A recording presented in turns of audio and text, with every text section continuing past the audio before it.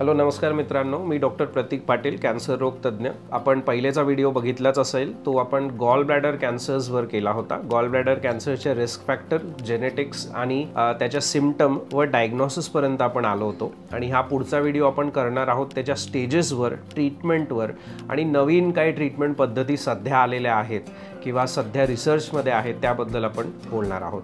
So मी Jupiter hospital Baner येथे कार्यरत आहे. तशीच माझी ओपीडी सातारा, इंदापूर, अकलूज येथे पण आहे. सो या एरियातून तुम्ही असाल तर तुम्ही डेफिनेटली माझ्या पेरिफेरल ओपीडीजला संपर्क करू शकता.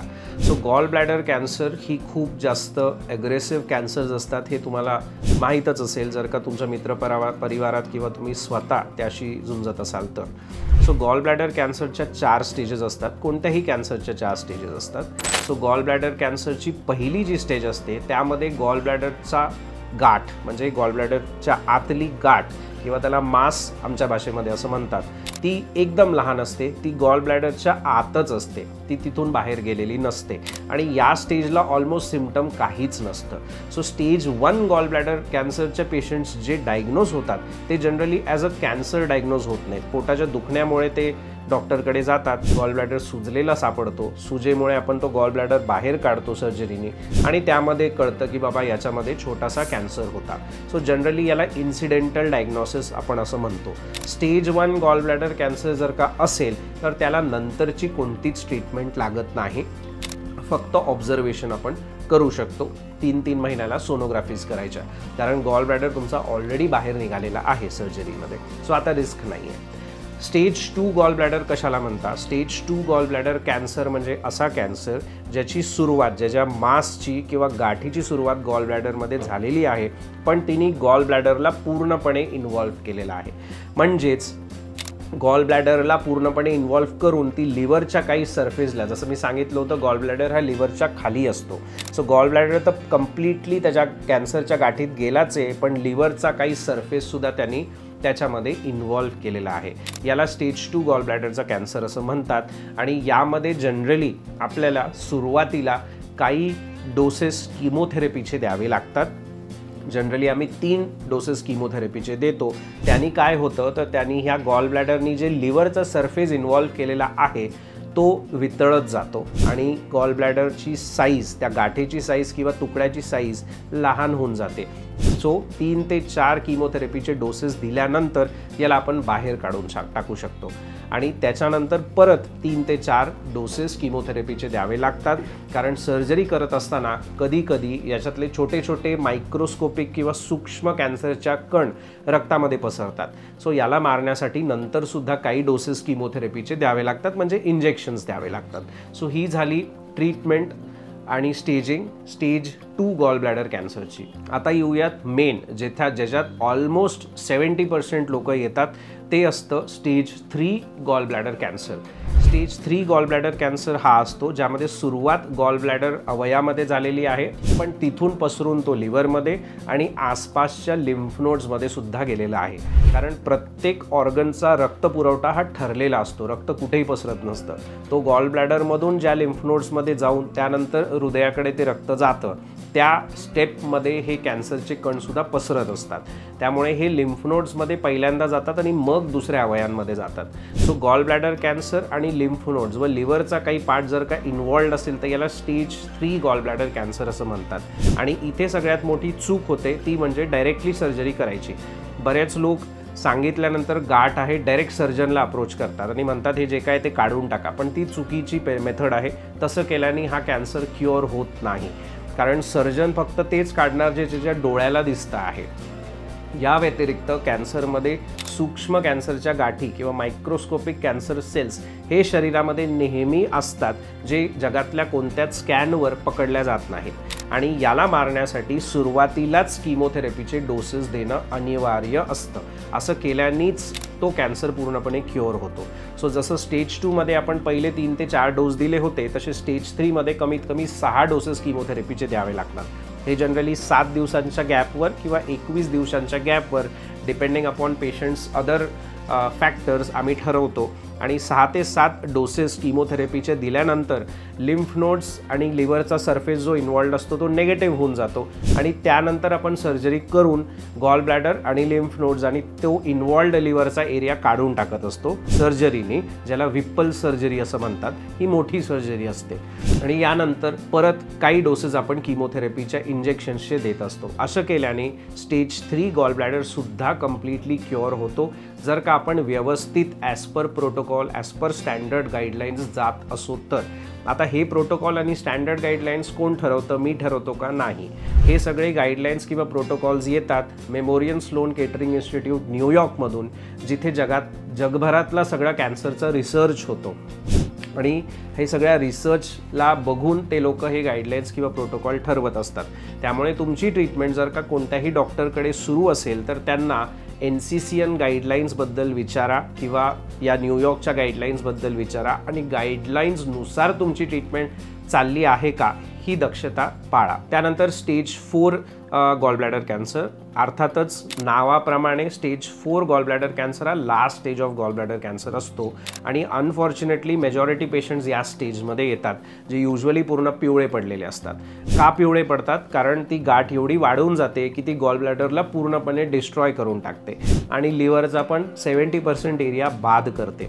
त्यामुळे जे पेशंट स्टेज 4 गॉल ब्लॅडर कॅन्सरमध्ये आमच्यापर्यंत येतात ते जनरली एकदम काडीसारखे थिन झालेले असतात, वजन त्यांचं लॉस्ट झालेलं असतं, पिवळे ते एकदम पडलेले असतात. सो अशा कंडिशनमध्ये आम्ही काहीच करू शकत नाही. सगळ्यात पहिल्यांदा आम्हाला त्यांचे बिलिरुबिन लेवल्स कमी करावे लागतात, म्हणजेच जॉन्डिस, म्हणजेच पिवळसरपणा. सो हा पिवळसरपणा कमी केल्याशिवाय आम्ही त्यांना कोणत्याच प्रकारची ट्रीटमेंट देऊ नाही शकत, कारण पिवळसरपणा असताना कोणत्याच प्रकारची सर्जरी आपण करू नाही शकत आणि किमोथेरपीसुद्धा देऊ नाही शकत. सो याला एक स्टेंटिंग नावाची प्रकार असतो जो तोंडातून आम्ही एंडोस्कोपीद्वारे पोटामध्ये टाकतो, पोटातून गॉल ब्लॅडरमध्ये जातो आणि गॉल ब्लॅडरमध्ये हे स्प्रिंग आतमध्ये आम्ही सोडत असतो. जसं हार्टमध्ये ब्लॉकेज झाल्यावर ते ब्लॉकेज काढण्यासाठी स्प्रिंग आतमध्ये टाकतात, तसंच स्प्रिंग हे गॉल ब्लॅडरमध्ये टाकलं जातं. ती नळी उघडल्या जाते ज्याच्यानी हे जे साठलेलं पित्त किंवा बिलिरुबिन आहे हे पूर्ण तुमच्या संडासाच्या वाटे बाहेर निघून जातं. माणूस नॉर्मल होतो, पिवळ्याचा तो पांढरा पडायला लागतो आणि त्यानंतर आपण ट्रीटमेंट सुरू करतो. सो अर्थातच स्टेज 4 गॉल ब्लॅडरच्या कॅन्सरमध्ये सर्जरीची काहीच गुंजाईश नसते. या केसमध्ये आपल्याला किमोथेरपी आणि इम्युनोथेरपीचं सहाय्य घ्यावं लागतं. सो आता किमोथेरपी आणि इम्युनोथेरपी म्हणजे काय? हे बेसिकली इंजेक्शन्स असतात, बॉटलमध्ये येणारे इंजेक्शन्स असतात जे सलाईनद्वारे तुमच्या हातातून आतमध्ये सोडल्या जातात रक्तामध्ये. सो किमोथेरपी ही तर प्रत्येकाला द्यावीच लागते, पण आता जग किंवा कॅन्सर रिसर्च याच्या पलीकडे जात आहे आणि टार्गेटेड थेरपी किंवा इम्युनोथेरपीचं एरियामध्ये आपण येत आहोत. टार्गेटेड थेरपी आणि इम्युनोथेरपी म्हणजे काय?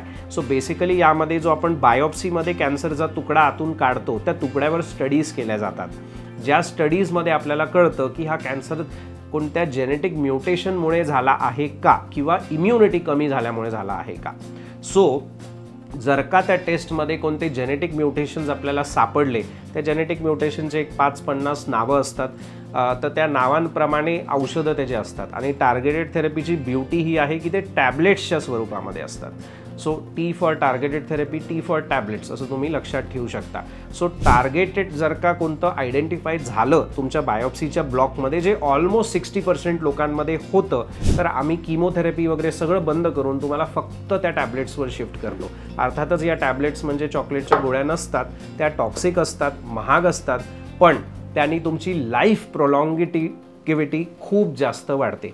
फॉर एक्झाम्पल जर का किमोथेरपीवर एखादा स्टेज 4 गॉल ब्लॅडर कॅन्सरचा पेशंट 1.5 ते 2 वर्ष जगणार असेल तर टार्गेटेड थेरपीने तेच लाईफ 5 ते 6 वर्षांपर्यंत जातं आणि इम्युनोथेरपीने तेच लाईफ 10 वर्षांपर्यंत सुद्धा लोकांचं गेलेलं आहे.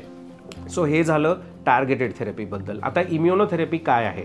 जसं मी सांगितलं ती आपण टेस्ट करतो. टेस्टमध्ये जर का कळालं की तुमची इम्युनिटी खूप जास्त कमी आहे आणि त्यामुळे हा कॅन्सर झालेला आहे तर आपण इम्युनोथेरपी देतो. इम्युनोथेरपी म्हणजे सेम इंजेक्शन्स असतात जे सलाईनद्वारे तुम्हाला दर 21 दिवसाला द्यावे लागतात. 21 दिवसाला 1 डोस फक्त. सो हे इंजेक्शन्स अर्थातच महाग आहेत खूप, पण हे तुमच्या बॉडीची इम्युनिटी 20 पट वाढवतं. कृत्रिमरित्या बाहेरून आतमध्ये जाऊन. सो यामुळे तुमच्या बॉडीची टी सेल इम्युनिटी खूप जास्त प्रमाणात स्टिम्युलेट होते आणि ती ऑटोमॅटिकली आतल्या कॅन्सरला मारत सुटते. सो बेसिकली नॅचरली आपल्याला देवाने जी इम्युनिटी दिलेली आहे त्याला आपण कृत्रिमरित्या बूस्ट करत आहोत इंजेक्शन्स देऊन. कारण ड्यू टू सम रिझन आपल्या बॉडीची नॅचरल इम्युनिटी खूप कमी झालेली असते, त्यामुळे त्याला आपल्याला बाहेरून सपोर्ट द्यावा लागतो इंजेक्शन्सच्या स्वरूपात. सो इम्युनोथेरपीनी कॅन्सर या क्षेत्रामध्ये, स्पेशली गॉल ब्लॅडर कॅन्सर या क्षेत्रामध्ये खूप जास्त प्रोग्रेस केलेला आहे आणि इथून पुढे इम्युनोथेरपीचाच मॅक्सिमम रोल आहे. आतासुद्धा आम्ही बऱ्याच कॅन्सर्समध्ये इम्युनोथेरपीचे इंजेक्शन्स वापरत आहोत. पहिले एक 10 वर्षापूर्वी याची कॉस्ट जवळपास 30 ते 35 लाख रुपये पर इयर असायची. आता ती कमी होऊन एक ऑलमोस्ट 12 ते 13 लाखांवरती आलेली आहे. अजूनही ती महागच आहे, पण डेफिनेटली तुमचे इन्शुरन्स जर का चांगले असतील किंवा तुमची परिस्थिती चांगली असेल तर तुम्ही याचं हेल्प डेफिनेटली घेऊ शकता. सो कीमोथेरपी, टार्गेटेड थेरपी आणि इम्युनोथेरपी या 3 गोष्टींमुळे गॉल ब्लॅडर कॅन्सरला बऱ्याच प्रमाणात आपण कंट्रोल ठेवू शकतो. स्टेज 4 मध्ये, स्टेज 1 to 3 मध्ये तर डेफिनेटली आपण पूर्णपणे क्युअर देऊ शकतो, जेणेकरून पेशंटची लाईफ नॉर्मल राहते. पण स्टेज 4 गॉल ब्लॅडर कॅन्सर्समध्ये आपण लॉंगेविटी जास्त देऊ शकतो, ज्याने पेशंट बऱ्याच वर्ष, बरेच कालावधी तो जिवंत राहतो आणि जिवंत असताना त्याचं क्वालिटी ऑफ लाईफ खूप चांगलं राहतं. कारण टार्गेटेड थेरपी आणि इम्युनोथेरपीचे टॉक्सिसिटीज नसतात, म्हणजे साईड इफेक्ट्स नसतात. कीमोथेरपीचे साईड इफेक्ट सगळ्यांना माहीत आहेत. कीमोथेरपीचे साईड इफेक्ट्स टाळण्यासाठीच टार्गेटेड थेरपी आणि इम्युनोथेरपीचा आविष्कार झालेला आहे. सो डेफिनेटली तुम्ही जर का गॉल ब्लॅडर कॅन्सरचे रुग्ण असाल किंवा तुमच्या मित्रपरिवारामध्ये कोणी असेल तर टार्गेटेड थेरपी आणि इम्युनोथेरपीचा लाभ घ्या. या टेस्टिंग्स करून घ्या. या टेस्टिंग्स खूप स्वस्त असतात, इझिली होतात. बायोप्सीच्या तुकड्यावर किंवा नॉर्मल ब्लडवर सुद्धा या टेस्टिंग होत असतात. असं केल्याने डेफिनेटली तुमच्या गॉल ब्लॅडर कॅन्सर्सला आपण एक वेगळी दिशा देऊ शकतो व मॅक्सिमम क्युअर करायचा व कंट्रोल करायचा आपण प्रयत्न करू शकतो. धन्यवाद.